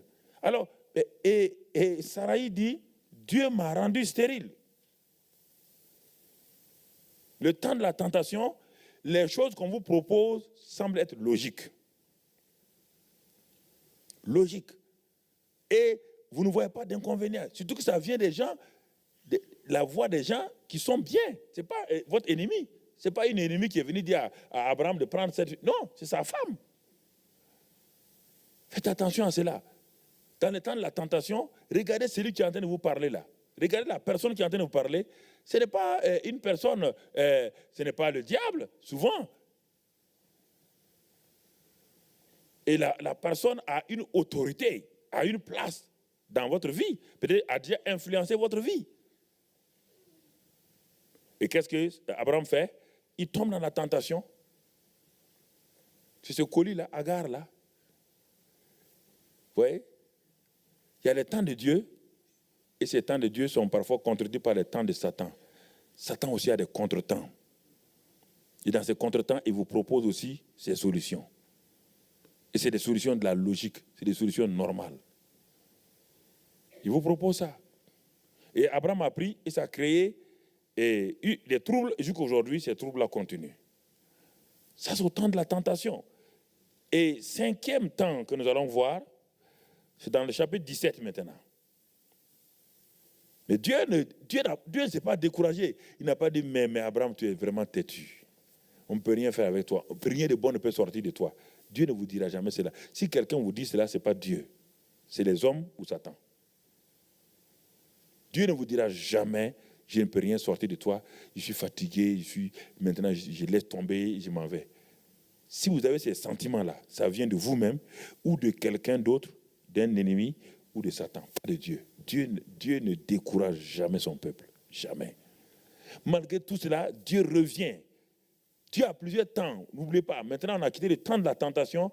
On va entrer dans un autre temps de Dieu, dans Genèse 17, le temps d'un nouveau départ. Abraham est assis. Il a échoué. Il y a bagarre entre lui et sa femme. Il n'y a plus d'entente à cause de Agar. À cause de ce que Agar maintenant a un enfant. Mais Dieu n'a pas dit Abraham, c'est un échec, tu es un échec. On ne peut rien tirer de bon de toi. Dieu vient donner un nouveau départ. Et ce soir ici, peut-être vous êtes assis dans le fauteuil de l'échec. Fauteuil du découragement total. Vous êtes assis dans votre temps de découragement. Vous êtes tombé dans la tentation et vous vous posez la question, est-ce que Dieu peut se souvenir de vous encore? Même des hommes de Dieu ou des femmes de Dieu vous ont dit c'est fini. Non, avec ça, là, Dieu n'a plus rien à faire avec toi. Notre Dieu est un Dieu d'un nouveau départ. Si vous manquez cela, si vous acceptez que les gens vous disent c'est fini pour toi, Dieu a fini avec toi, alors vous n'allez plus avancer dans la vie chrétienne. Vous mieux ne plus être chrétien. Parce que si Dieu n'est pas capable de vous donner un nouveau départ, si Dieu n'est pas le Dieu d'une seconde chance, il n'est pas Dieu.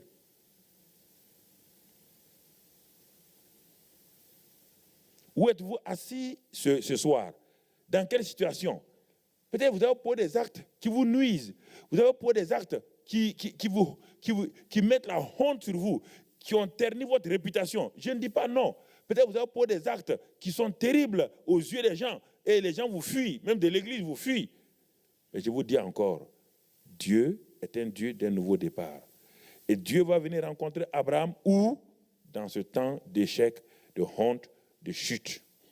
Et Dieu le rencontre et Dieu va se révéler à lui d'une façon nouvelle. Lorsqu'Abraham fut âgé de 99 ans, l'Éternel apparaît à Abraham et lui dit, je suis le Dieu Tout-Puissant. Ah, un nouveau nom maintenant. Marche devant ma face et sois intègre. Je suis le Dieu Tout-Puissant. Abraham, cela fait longtemps qu'on marche ensemble, mais tu as essayé de m'aider. On ne peut pas m'aider, je me suffis. Et le Shaddai ne veut pas dire Dieu Tout-Puissant, ça veut dire Dieu Tout-Suffisant. Je me suffis. Vous avez essayé d'aider Dieu dans vos affaires, ça n'a pas abouti. Et vous êtes découragé à cause de ça. On ne peut pas aider avec Dieu. On travaille avec Dieu. On est ouvrier avec Dieu. On ne peut pas aider Dieu. On ne peut pas l'aider. S'il vous plaît. C'est pourquoi Dieu se présente à Abraham et dit, je m'appelle El Shaddai, le Dieu tout suffisant, qui se suffit à lui-même, qui n'a pas besoin de toi. Tu n'as pas de force pour moi. Sois sur mon dos et nous marchons ensemble. Accroche-toi à moi et nous irons ensemble. Je n'ai pas besoin. J'ai besoin que tu sois mon ouvrier. Ouvrier de quoi? Dans la foi. Ouvrier par la foi simplement. Aie confiance en moi. Comme je t'avais dit dans Genèse 15. Faisons seulement comme cette petite fourmi. Cette petite fourmi dans ce récit, dans cette anecdote, était sur le dos d'un gros éléphant. Et l'éléphant traversait un pont suspendu. Et quand l'éléphant traversait, le pont a été secoué dans toute sa force. Le pont a été secoué. Quand ils sont passés de l'autre côté, la fourmi a dit aux animaux qui étaient de l'autre côté, nous avons fait trembler le pont. Il avait raison, oui ou non? Oui ou non? Il avait raison puisqu'il était sur le dos de l'éléphant. Il a dit, nous avons fait trembler le pont. Soyons comme la fourmi. Avec Dieu, nous ferons des exploits. C'est ça. Un homme faible comme moi, qui s'accroche au dos de Dieu, quand Dieu fait des exploits, tu peux lever la tête aussi, comme l'ânon de Jésus. Quand il rentrait à Jérusalem, on a posé les tapis pour Jésus. Mais qui marchait sur les tapis? C'est l'ânon. Quand on a acclamé Jésus, qu'est-ce qu'il a fait aussi? Il a fait ses oreilles comme ça. Hi, ha, hi, ha, hi, ha.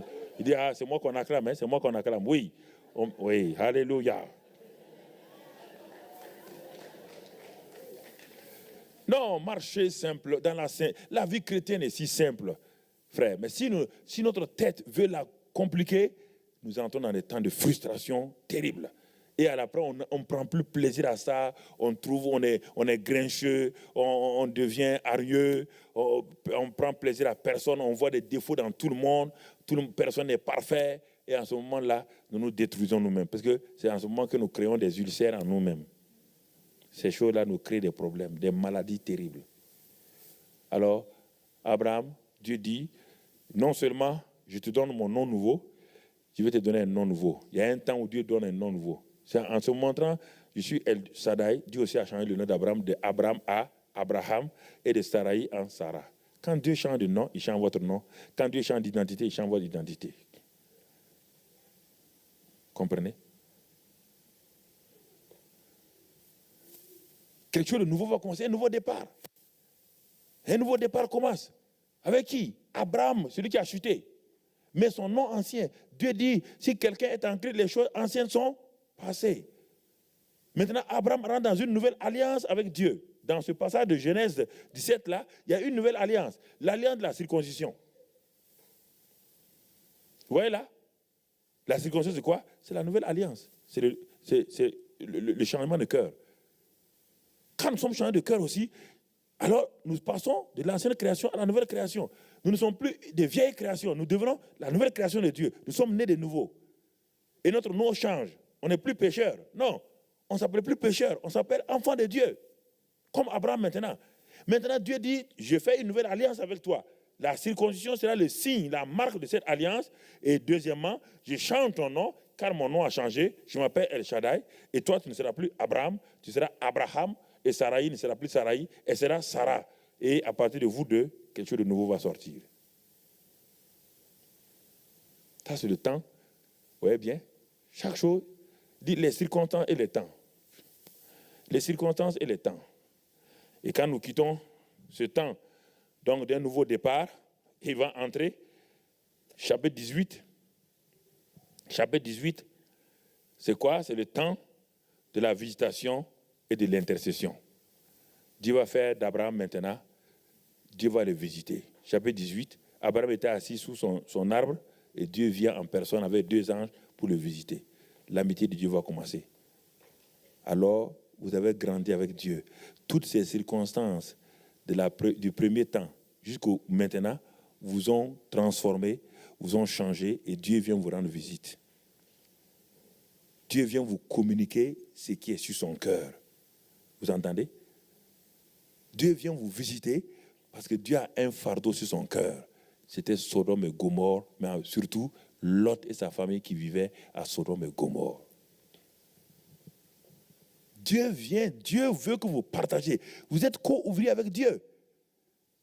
Vous avez un nom nouveau. Vous avez une identité nouvelle. Dieu se révèle à vous comme un Dieu d'un nouveau départ. Il vous fait une alliance avec vous en Christ. Il dit, mon fils, maintenant j'ai un fardeau. C'est que les nations sont en train de mourir. C'est que ta ville, Yverdon, est en difficulté. C'est que ta ville, Genève, est en difficulté. Est-ce que tu veux travailler avec moi? Tu veux être mon collaborateur?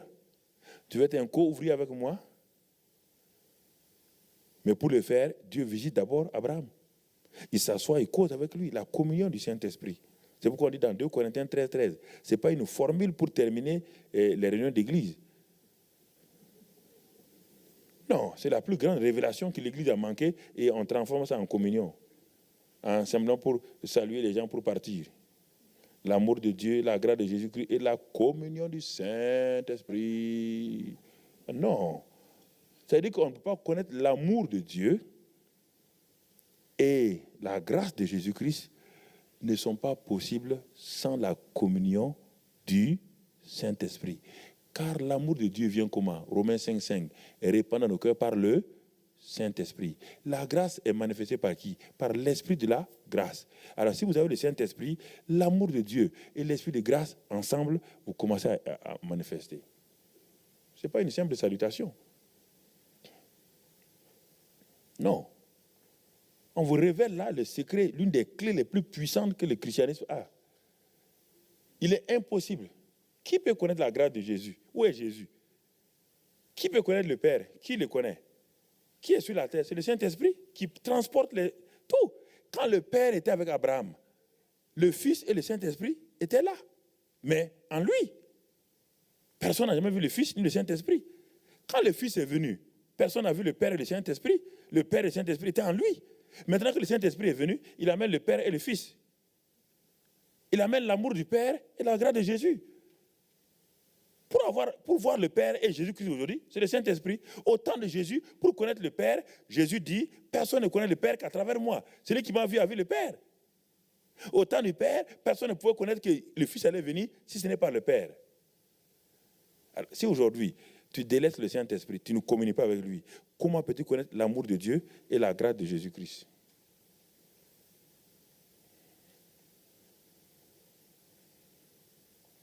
Comment tu peux connaître cela? C'est difficile.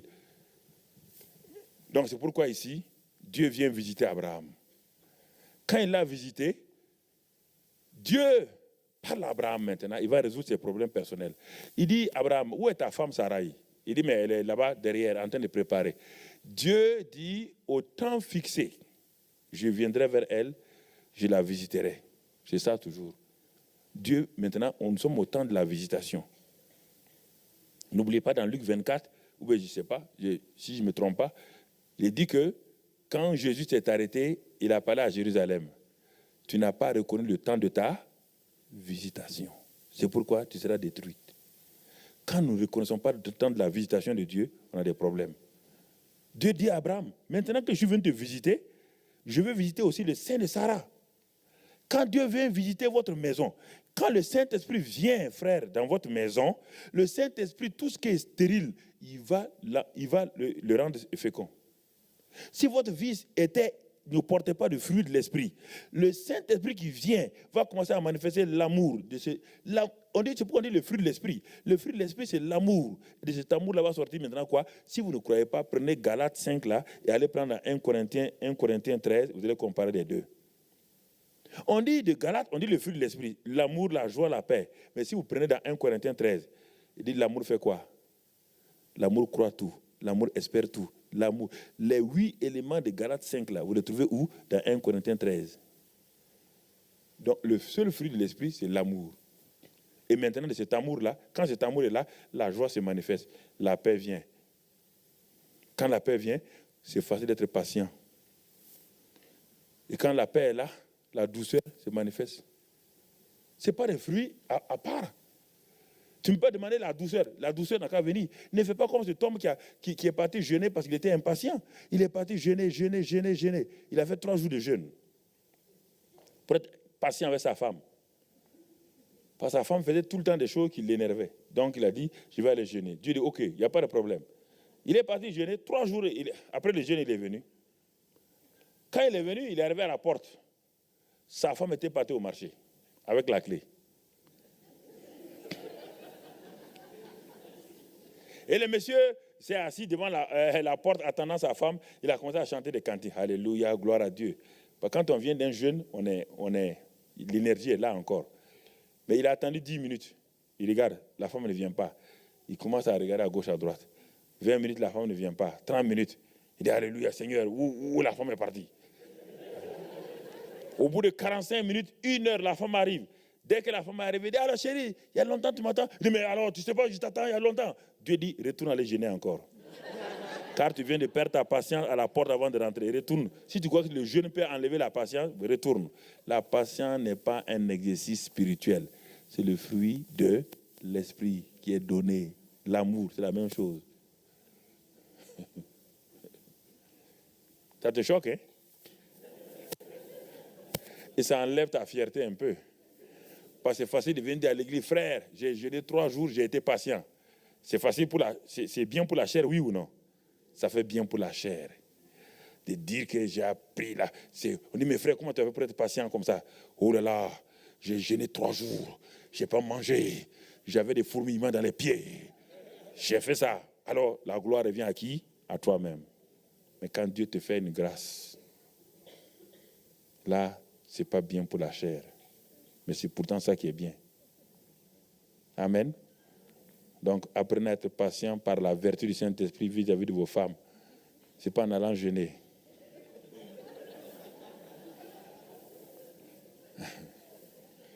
Amen. Oui, le temps de la visitation d'Abraham. L'Éternel lui a apparu parmi les chênes et tout cela. Nous allons partir à l'avant-dernier temps d'Abraham, au chapitre 21, le temps de l'accomplissement maintenant. Nous avons un temps d'accomplissement, c'est le 7e. L'Éternel se souvient, chapitre 21, se souvient de ce qu'il avait dit à Sarah, et l'Éternel accomplit, vous entendez, accomplit pour Sarah ce qu'il avait promis. Donc nous sommes dans le temps d'accomplissement. Vous voyez bien, il a fallu 6 temps pour qu'on arrive au temps d'accomplissement. Nous sommes maintenant au temps d'accomplissement. Mais ce n'est pas Sarah qui a fait quelque chose, c'est Dieu qui a accompli ça. Le temps d'accomplissement est important pour nous. Le temps d'accomplissement est un temps très important et au moment où il y a le temps d'accomplissement, les circonstances aussi changent. La grossesse est là. La grossesse est là, sans effort. Sans effort. Car Dieu est un grand accomplisseur. Un grand accomplisseur. Souvent, je m'arrête de temps en temps pour prier pour les femmes stériles de notre assemblée. Je m'arrête. Surtout, il y a quelques années, je le faisais de façon périodique. Bon, elles ont jeûné, elles ont pleuré, je comprends qu'elles ont beaucoup jeûné et pleuré. Mais Dieu me dit, mais dis-leur que je suis le Dieu qui est déjà proclamé dans Genèse, que j'ai dit à Adam et à Adam et Ève que soyez féconds, multipliez-vous. Il y a les 6 verbes de Dieu.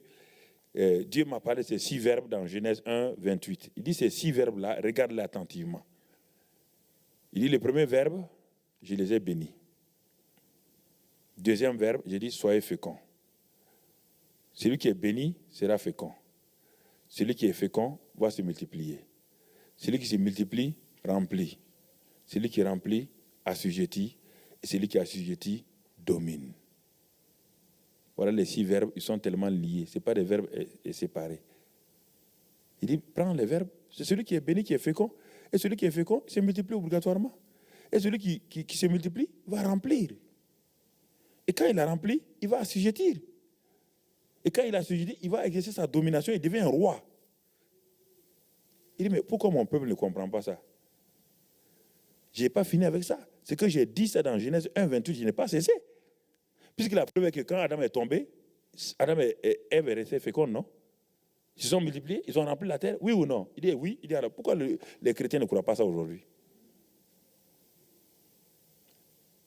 Il dit, mais parle. Ces femmes-là parlent. Je les allie, je commence à dire, mais je prie. Vous savez, parfois les gens, écoutez, les gens de la sorcellerie ont appris ces choses-là, les choses avec qui? Ils ont vu quoi? Celui qui s'appelle Lucifer, là, il était où avant? Lucifer, il n'est pas de Satan. Hein? Lucifer, il était où? Au ciel, non?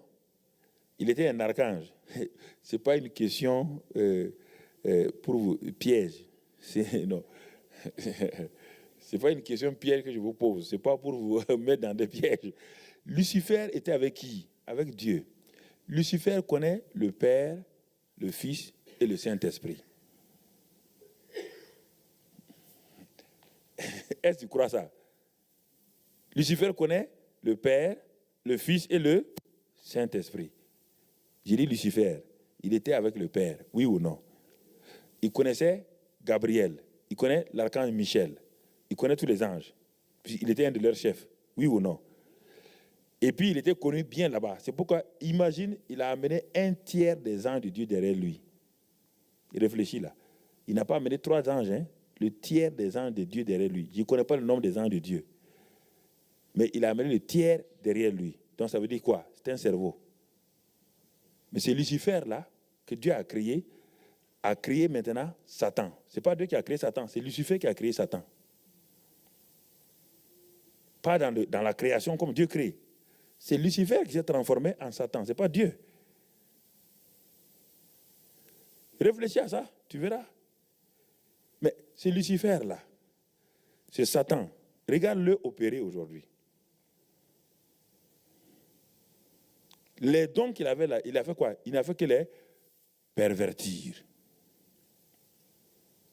Il n'a fait que les pervertir pour les opposer à qui? À Dieu. Alors, un sorcier, maintenant je vais te parler. Tu dois m'écouter parce que je connais le sorcier plus que toi. Hein? Voilà, je connais le sorcier plus que toi. Donc ne me dis pas que c'est faux. Ne lis pas tes livres de Suisse là. Les sorciers de Suisse là sont des sorciers civilisés avec cravate. Laisse-les tranquilles. Donc je te parle de vrais sorciers. Je ne parle pas de ceux qui font tarot et autre chose là. Le sorcier est qui? C'est un imitateur de qui? De Dieu. Il imite quoi? C'est-à-dire qu'il pervertit les dons qu'il imite dans le contraire pour glorifier Satan. Alors, si le sorcier en Afrique ou en Inde à 2h du matin, son corps est couché, brusquement il sort de son corps et il s'en va à des kilomètres, agir, il revient dans son corps. Il a appris ça où? Il a inventé ça?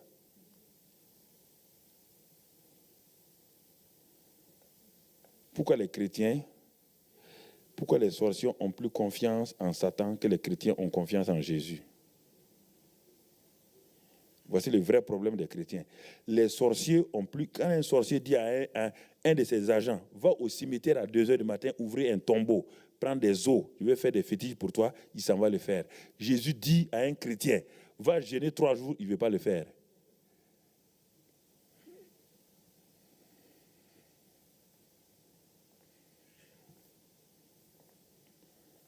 Il y a des choses que nous devons savoir et que nous devons nous asseoir et réfléchir. Pourquoi tu as peur de ceci là? Satan vit dans le sorcier. Jésus-Christ vit en moi, frère. Comme Jésus, il a dit que je suis le temple du Saint-Esprit. Mais le sorcier le croit plus que la plupart des chrétiens que Satan est en lui. Et c'est pourquoi il maudit, il croit en ses propres paroles. Il prononce des malédictions et les malédictions se réalisent. Même loin. Demandez aux pauvres frères africains qui sont ici, là. Ils s'asseyent ici, ils disent qu'on les a maudits de Kinshasa. Entre Kinshasa et ici, il y a combien de kilomètres? Il y a au moins 7000, 8000 kilomètres. Comment alors un démon de Kinshasa peut venir tourmenter un chrétien ici à Genève? Ah, réfléchissez. Il ne faut pas vous arrêter pour rejeter les choses comme ça et puis dire, ah non, c'est pas vrai, c'est pas vrai. C'est pas vrai, c'est ça qui tourmente beaucoup de gens. Si Satan rentre dans un homme et cet homme-là devient sorcier, Jésus-Christ rentre en moi, je ne peux pas faire la même opération. C'est quelque chose qui est grave. Je ne fais pas la sorcellerie. Non. Cela veut dire, j'ai Jésus-Christ en moi. Voici ce sorcier-là qui a Satan en lui. Et la Bible dit que celui qui est en moi est plus grand que celui qui est au dehors. Et ce sorcier vient vers moi. Et je dois saluer le sorcier. Et j'ai peur de saluer le sorcier. Ça veut dire que je déclare que Jésus-Christ qui est en moi là a peur de Satan qui est dans le sorcier. Et c'est normal. C'est normal? Alors, mais pourquoi alors, frère? Si vous croyez à la réalité de Jésus en vous, pourquoi vous avez peur de ce sorcier-là? Il a qui en lui? Satan? Qui est Satan? C'est celui que Jésus a vaincu déjà. Il est vaincu. La Bible me dit que nous sommes plus que vainqueurs. Par Christ, qui est en moi. Lui, il est invaincu. Comment les vaincus peuvent faire aux vainqueurs? Il faut commencer à prendre la Bible au sérieux. Ce que la Bible dit, là, croyez ça. Et si vous faites ça, Dieu ne va jamais vous laisser tomber. Jamais. Dieu va honorer toujours, quoi qu'il advienne. Quoi qu'il advienne. Quoi qu'il advienne. Nous devons faire une conférence dans une ville du Burkina, une croisade. Quand on est parti, les sorciers ont envoyé me dire que quelqu'un de mon équipe meurt ou je meurs. Parce que je suis venu les affronter dans cette ville-là, qui est leur ville. Ils ont dit ce soir, nous sommes dans un mois d'avril, il n'y a pas de pluie au Burkina. Ils ont dit ce soir, nous allons envoyer la pluie, les éclairs et les tonnerres. Ils ont cette capacité, si vous ne le savez pas. Nous allons envoyer la pluie, les éclairs et le tonnerre. Et soit tu meurs ou quelqu'un de ton chose meurt. J'ai appelé mes chrétiens avec moi, ceux qui sont dans la campagne. Tu es dans un stade. J'ai dit, venez, vous allez voir quelque chose que vous n'avez jamais vu. Vous allez voir quelque chose, comme ça votre foi sera dans Jésus-Christ une fois pour toutes. J'ai ouvert la Bible dans le livre de Josué. Les chrétiens étaient derrière moi. Les intercesseurs étaient là. Je suis monté à l'étage, au 2e étage de la ville, dans un quartier de la ville. J'ai ouvert à Josué, j'ai dit, vous regardez, Josué a dit, soleil, arrête-toi sur Gabaon. Lune, arrête-toi sur Ascalon, jusqu'à ce que j'ai terminé. Le Dieu de Josué est notre Dieu. Si ces féticheurs-là sont plus réels que nous, il faut mieux qu'on démissionne. Et j'ai dit devant tout le monde, j'ai dit à la pluie, vous entendez? Ce n'est pas en hivernage, ce n'est pas au temps de la pluie. On a commencé à voir les nuages devenir noirs. J'ai pointé mon doigt, j'ai dit, pluie, je te commande, tu m'entends? Je te commande. Tu vas pleuvoir dans tel quartier, tel quartier, tel quartier, tel quartier. Mais je t'interdis, pluie, de venir au stade où moi je dois prêcher. C'est sur les cassettes vidéo. Hein. La pluie a commencé avec des éclairs. Tous les quartiers ont été visités. Quand le chauffeur est venu me prendre à 18h30, J'ai dit au chauffeur, alors qu'est-ce qu'il y a? Et au stade là, il dit, pasteur, tout le monde est excité. La pluie est partout sauf au stade. Vous entendez? La pluie est partout sauf au stade. C'est pas fini? Ils n'ont pas arrêté. Ils nous ont attaqués. Ils ont continué à attaquer. Et le dernier jour, ils ont sorti leur plus grand fétiche. Une femme qui sort toute nue. Quand elle sort, elle ne rentre pas si quelqu'un ne meurt pas. Ça, c'est Satan. Mais qu'est-ce que nous avons fait? On a fait textuellement la même chose. Au moment où je devais aller, Dieu me dit, ne pars pas prêcher. Laisse ton adjoint prêcher. Gilbert Kaboré. Laisse-le aller prêcher et toi, tu vas aller prier pour les malades. Reste là, ne pars pas maintenant. J'ai envoyé mon adjoint prêcher, il a prêché. Quand il finissait, j'arrivais au stade. Quand je suis arrivé, dès que j'ai mis les pieds sur le gradin comme cela, brusquement, j'ai vu les nuages qui ont obscurci le chose. Et tout de suite, on a entendu des tonnerres. Et là, j'ai pointé le doigt, j'ai dit, Satan, je te commande, tu n'as pas le pouvoir ici. Et la chaise sur laquelle j'étais assise, la chaise a été prise, balancée sur la foule. Ce soir-là, les paralytiques ont marché. Quand j'ai pointé la main, tout est revenu normal. Ce soir, on a vu des miracles qu'on n'a jamais vus. Frères, ce que je vous dis, c'est des choses réelles. Les temps de Dieu et les circonstances sont là. Mais prenons ce que Dieu nous dit, frères. Prenons ce que Dieu nous dit simplement. Et je vais terminer par là. Prenons ce que Dieu nous dit. Ce que Dieu dit. Dieu ne va pas nous mettre dans des situations qui vont nous mettre dans l'embarras. Dieu n'embarrasse pas son peuple. Et le dernier temps d'Abraham, c'est quoi? Après ce temps de visitation et tout, c'est le temps d'adoration et d'amitié. Dieu dit à Abraham maintenant, hey, tu es devenu mon ami, il dit oui. Il dit, bon, prends ton fils, ton unique, va le sacrifier.